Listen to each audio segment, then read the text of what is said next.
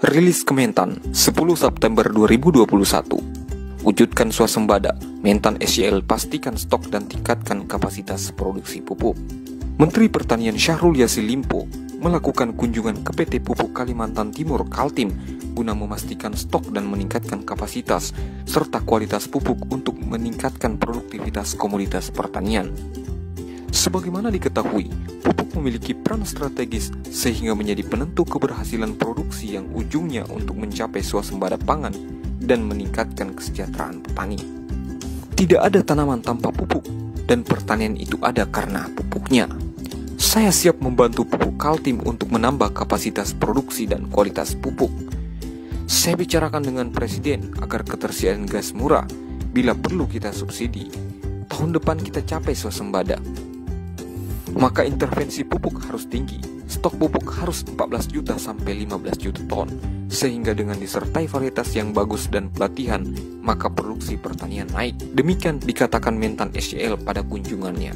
Oleh karena itu, SYL menekankan peranan penting industri pupuk khususnya PT Pupuk Kaltim untuk bangsa agar bisa tumbuh dan tangguh dengan mewujudkan kemajuan sektor pertanian. Apalagi Indonesia merupakan negara keempat terbesar di dunia, pengembangan sektor pertanian ke depan tidak boleh salah dan berspekulasi, tapi harus dengan sinergi dan kerja keras dengan menggunakan teknologi modern, termasuk di dalam pupuk berkualitas dan kuantitasnya yang terjamin.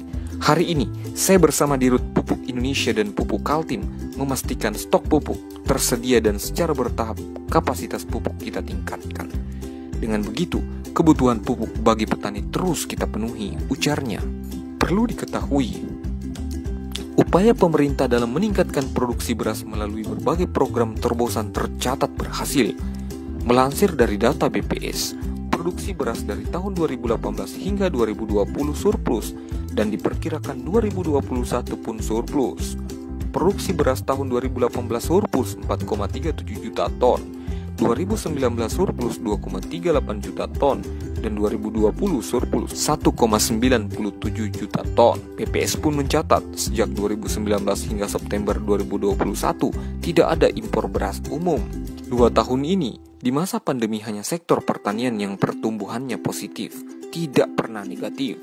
Keberhasilan ini karena kita mampu mengelola sumber daya alam yakni pertanian dengan baik dan kerja keras. Bukan kita capai karena kebetulan dukungan alam yang bagus, ungkap SYL.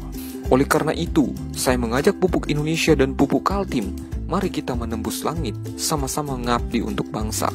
Indonesia tidak boleh kalah dengan negara lain, tidak boleh kalah sama Thailand, Vietnam, pintanya.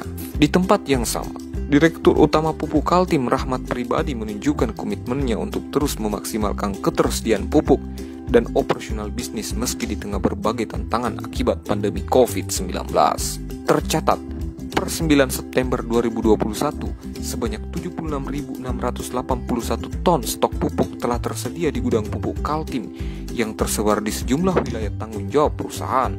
Terdiri dari 73.596 ton urea subsidi dan 3.085 ton NPK formula khusus. Kami siap bekerja sama dan mendukung program Kementan dalam meningkatkan produktivitas pertanian. Kami secara konsisten mengikuti perkembangan dan mengimplementasikan teknologi dalam proses produksi untuk meningkatkan produktivitas pertanian, terlebih di tengah pandemi COVID-19 dengan berbagai keterbatasan yang ada, ujarnya. Rahmat mengatakan, Pupuk Kaltim mengucapkan terima kasih kepada pemerintah, khususnya Kementerian Pertanian yang telah banyak memberikan dukungan kepada PKT, sehingga bisa berpartisipasi secara aktif dalam memastikan tercapainya ketahanan pangan nasional. Untuk mensukseskan peningkatan produksi, Pupuk Kaltim terus memaksimalkan penyaluran dan pemenuhan kebutuhan petani, serta turut mensukseskan musim tanam September 2021 hingga Februari 2022 ini.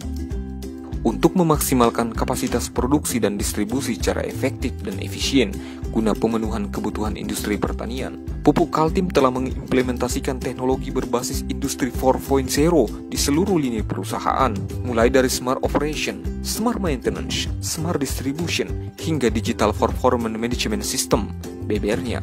Selain itu, efisiensi produksi termasuk konsumsi energi juga terus menjadi fokus kami guna memastikan perusahaan mampu tumbuh secara berkelanjutan. Imbu Rahmat.